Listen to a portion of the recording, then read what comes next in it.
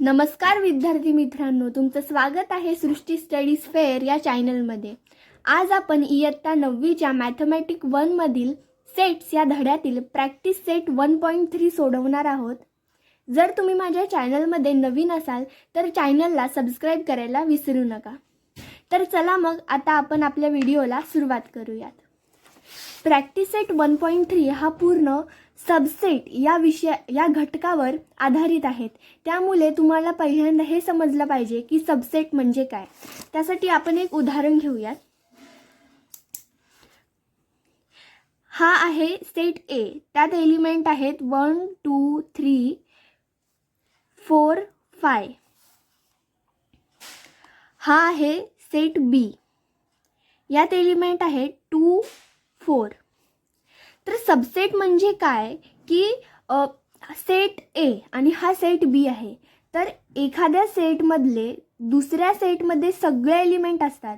जसं की इथे आहे सेट बी मधले 2 आणि 4 हे सगळे एलिमेंट सेट ए मध्ये आहेत, म्हणून बी हा ए चा सबसेट आहे, हे लक्षात घ्या। किंवा हे जर उलट असतं तर ए हा बी चा सबसेट असता। म्हणजे थोडक्यात म्हणायला गेलं तर एखाद्या सेटमधले सगळे एलिमेंट दुसऱ्या सेटमध्ये असतात, त्याला सबसेट असे म्हणतात। सबसेटची जी साइन असते ती अशी असते, B is subset of A. U हा आपल्याला आडवा काढायचा असतो आणि त्याच्या खाली एक रेष द्यायची असते। तर चला मग आता आपण आपल्या प्रॅक्टिस सेटला सुरुवात करूया। तर पहिला प्रश्न आहे, if set A is equal to A B C D E, set B is equal to C D E F, set C is equal to B D, set D is equal to A E, then which of the following statements are true and false. तर मग चला आता आपण सुरुवात करूयात। तर पहिला प्रश्न लिहून घेऊयात। C is subset of B। आपल्याला हे ओळखायचं आहे की ही स्टेटमेंट जी त्यांनी दिले ती बरोबर आहे की चुकीची आहे। तर चला मग आता आपण बघूयात।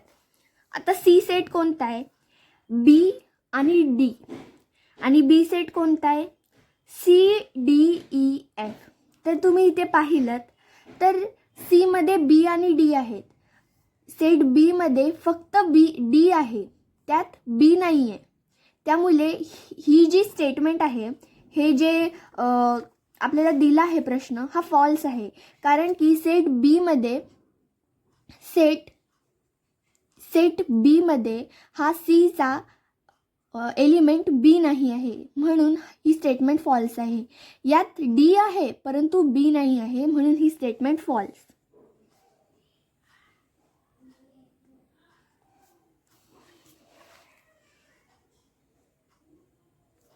दुसरा प्रश्न, A is subset of D.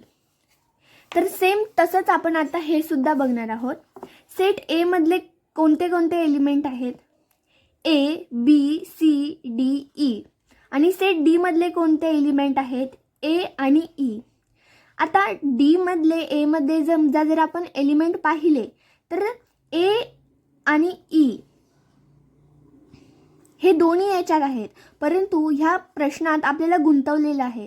इथे जर असं असतं set D is subset of A, तर ही स्टेटमेंट ट्रू असती। पण इथे काय लिहिलंय, set A is subset of D, म्हणजे सेट ए मधले सगळे एलिमेंट सेट डी मध्ये पाहिजेत।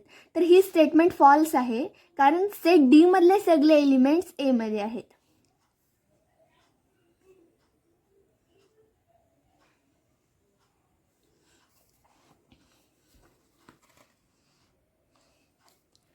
तिसरा प्रश्न, डी इज सबसेट ऑफ बी।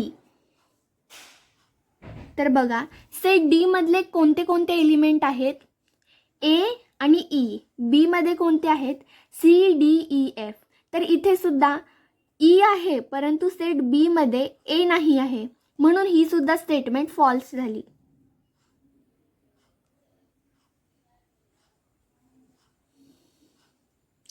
आता question number 4. D is subset of A. आता डीचे एलिमेंट कोणते आहेत? ए आणि ई. एचे कोणते एलिमेंट आहेत? A B C D E. तर आता तुम्ही इथे बघू शकता, जसं मी मगाशी म्हणले इथे चुकीचा दिलेला आहे, तर ह्याचंच बरोबर उलट आहे. डी इज सबसेट ऑफ ए. इथे आपण अशा प्रश्नात आपण गुंतू शकतो, म्हणून हे प्रश्न नीट लक्ष देऊन सोडवायचे असतात. तर बघा, डीचे ए आणि ई एलिमेंट सेट एमध्ये दोन्हीकडे आहेत, ए आणि ई. त्यामुळे ही स्टेटमेंट ट्रू आहे.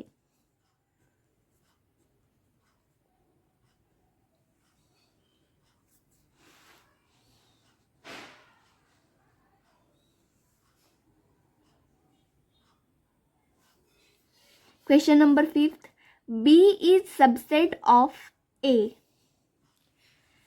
तर तुम्ही इथे पाहू शकतात, बीचे कोणते कोणते एलिमेंट आहेत?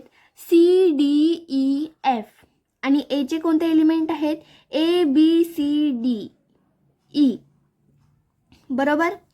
आता बघा, हे सगळे एलिमेंट ह्यात नाही आहेत, ह्याच्यात एफ नाही नसल्यामुळे बी हा एचा सबसेट होणार नाही, म्हणून ही सुद्धा स्टेटमेंट फॉल्स आहे. आता question number 6. C is subset of A. तर ह्याचा आन्सर कसं शोधायचं? मध्ये कोणते कोणते एलिमेंट आहेत? बी आणि डी. आणि एमध्ये कोणते कोणते एलिमेंट आहेत? A B C D E. आता तुम्ही पाहू शकता, सीचे बी आणि डी एलिमेंट सेट एमध्ये आहेत, त्यामुळे ही सुद्धा स्टेटमेंट ट्रू आहे.